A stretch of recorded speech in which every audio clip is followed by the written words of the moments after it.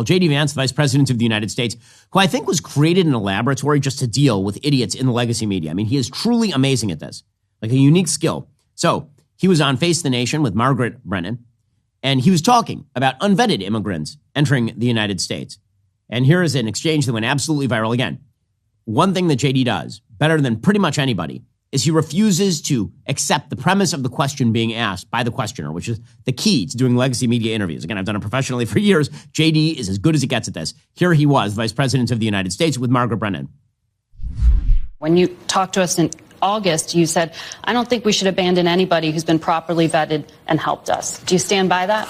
Well, Margaret, I don't agree that all these immigrants or all these refugees have been properly vetted. In fact, we know that there are cases of people who allegedly were properly vetted and then were literally planning terrorist attacks on our country. That happened during the campaign, if you may remember. So clearly not all of these foreign nationals have been properly vetted. But there are 30,000 people in the pipeline, Afghan refugees. But my primary concern as the vice president, Margaret, is to look after the American people. And now that we know that we have vetting problems with a lot of these refugee programs, we absolutely cannot unleash thousands of unvetted people into our country. These people are vetted. Good. These people are vetted. Just like the guy who planned a terrorist attack in Oklahoma a few months ago, he was allegedly properly vetted, and many people in the media and the Democratic Party said that he was properly vetted. Clearly he wasn't. Okay, well, Margaret Brennan, she had suggested, well, they are vetted. And he said, I don't care what you say. I don't want those people in my country. You know, why exactly is it that we should have any people who are unvetted in the United States? This is a correct perspective on illegal immigration. Again, the way that immigration in this country has changed over time is really, really significant. When you have a United States with a vast welfare bureaucracy in which we have made it possible to accept people from all over the globe without screening them ideologically, and in which the system does not naturally screen ideologically, what you end up with are a lot of people here to take advantage of the system and who bring terrible cultures with them. Not all cultures are equivalent, and pretending they are is a massive mistake. Well, Margaret Brennan wasn't going to leave it at that. She started bringing out the nostrums and the slogans. She said, well, this is a country founded by immigrants. And Vance was like, well, it's a little more complicated than that. Well, this is a country founded by immigrants. Well, this is a country founded by...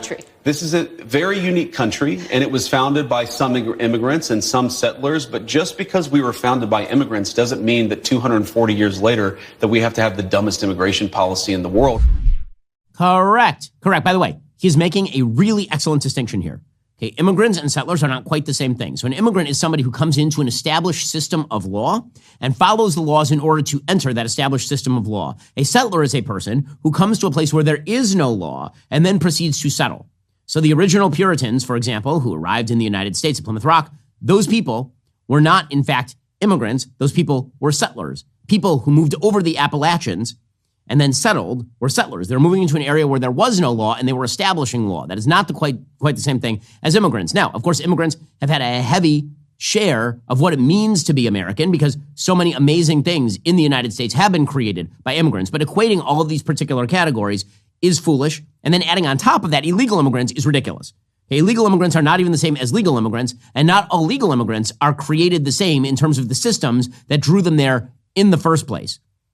And immigrants aren't even the same as settlers. So these are all a little bit more complex.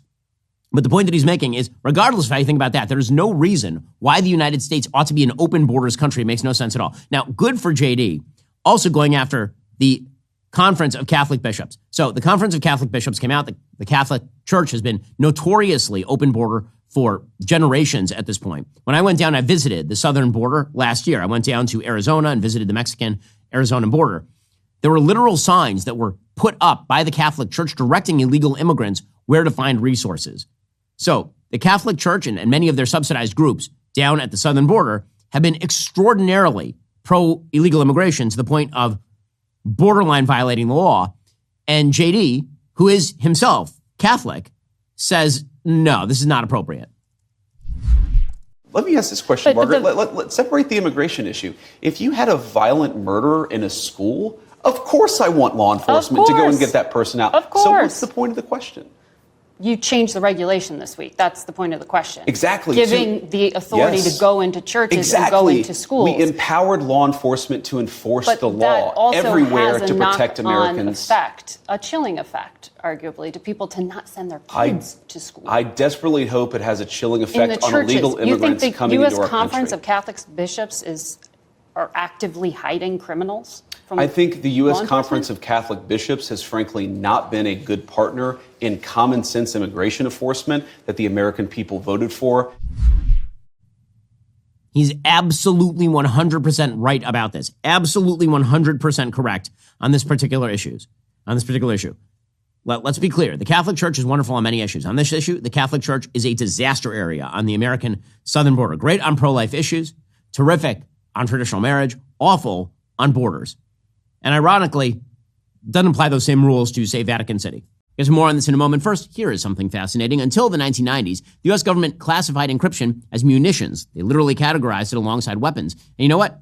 They weren't totally wrong. Encryption is indeed quite powerful. It is your shield against those who would like to exploit your personal information online.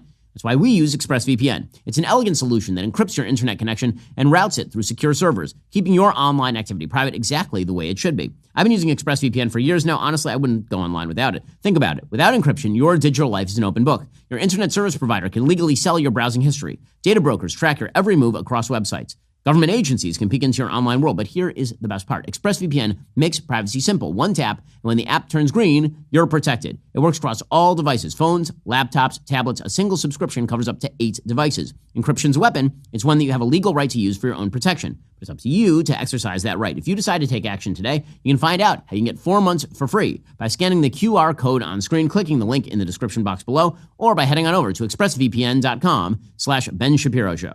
Okay, speaking of which, the chairman of the Conference of Catholic Bishops, Bishop Mark Seitz, he ripped the Trump administration's immigration policy on Sunday. Is the Catholic Church in the United States taking a formal position on President Trump's immigration policies in recent days? We are. We think we have to speak to many of these policies, which we see as going against some of the basic tenets of our faith, frankly. The fundamental right of every human person that need to be respected, no matter their origin, no matter their situation. Okay, well, respecting people does not mean accepting them into your country, regardless of their violation of law. That's ridiculous. That's ridiculous. But again, this is the perspective of so many members of the left. Now, they are claiming that they are fine with the deportation of criminal illegal immigrants. I really don't think that that is correct. So Senator Alyssa Slotkin of Michigan, she purports to be a moderate Democrat. So she says, listen, if you want to deport criminals, I'm fine with that. It's if you want to deport, just kind of your normal run-of-the-mill non-criminal illegal immigrant, and meaning a person who crossed the border illegally, which is a crime, but hasn't committed some sort of other crime, well, then she's upset with it. Here is Senator Alyssa Slotkin of Michigan, supposedly a blue dog Democrat of some sort. I mean, I just don't understand, if the focus and the priority is on criminals, I'm not sure going after an 11-year-old is where you start. And this is the inconsistency between what they're saying and then what we saw happen in this past week, right? Going after places that were not sanctuary cities, kind of in this sort of what felt sort of arbitrary way. So I think, to me, the idea of going into children and terrorizing children, I just don't believe in supporting that kind of action. And I don't believe that most Americans think that 11 and 12-year-olds are the ones who are the hardened criminals that need to go back to their country. Okay, again, this is going to be the line. The line is, how could you be so cruel as to deport an 11? Well, I mean, if you deport their parents, then the child might have to go with them because it's better that families stayed together. J.B. Pritzker, the rotund governor of Illinois, who has to be lowered into the Capitol building by crane each morning, and who also has presidential aspirations based on the fact that his family is uber wealthy. He is, in fact, the scion of a billionaire family, but that's okay as long as you're a Democrat. Inherited wealth. In any case, here he was suggesting that he would help deport illegal immigrant criminals, but not the quote-unquote undocumented. Those are just normal illegal immigrants. You have a law on the books in your state that requires maybe local law enforcement to protect people that the federal law enforcement agents are coming in to try to deport. I mean, that sounds like a recipe for a big problem. No, what it requires is that our local officials will not coordinate with federal officials on the arrest of people who when they don't have a warrant associated with them. Look, again, we want to get violent criminals off the street just like everybody else does, and we're going to coordinate in that. And if someone's breaking the law, and they're in the process of breaking the law, or we know they've broken the law, we want help from federal officials to arrest them. But our local officials are not just going to say, well, that person seems like they're undocumented, so we're going to hand them over to you and you can figure it out. Okay, now there's one problem. This is the claim that they're making, that they will cooperate with regard to criminal illegal immigrants, but when it comes to quote unquote the normal undocumented, they won't help out. I don't believe you. I don't believe you. I think that you are fine with criminal illegal immigrants. It only becomes embarrassing to you on occasion. I base this on the fact that the Biden administration left the border wide the hell open for 4 long years, and you had nothing to say about it, nothing, until it bit you on the ass politically. Plus, the fact that the new appointed senator for California, Adam Schiff, who's an awful, awful senator, he was an awful congressperson, he says that deporting people who steal toothpaste is an overreach. So apparently some kinds of criminals it's okay to keep in the country. Look, the administration already has the authority to detain people that have committed violent crimes for deportation, and they should. But this bill is so broad that if you're a dreamer and you take a tube of toothpaste from the store, you can be detained for deportation. That, to me, is a terrible overreach. Okay, that's a terrible... So, actual criminal shoplifting, apparently not enough to get you deported. So this is why I don't believe you when you say that you only want to help out with criminal illegal immigrants. I don't believe you. I think that you're totally fine with mass illegal immigration. And this is why President Trump was reelected. Because it turns out he pledged common sense, and you guys are so off the beaten track on common sense, it is absolutely insane. Are you tired of the lies and the twists of the mainstream media talking points? Yeah, me too. Join me in my newest series, Fact, where I dismantle and bring truth to this tiring mainstream agenda.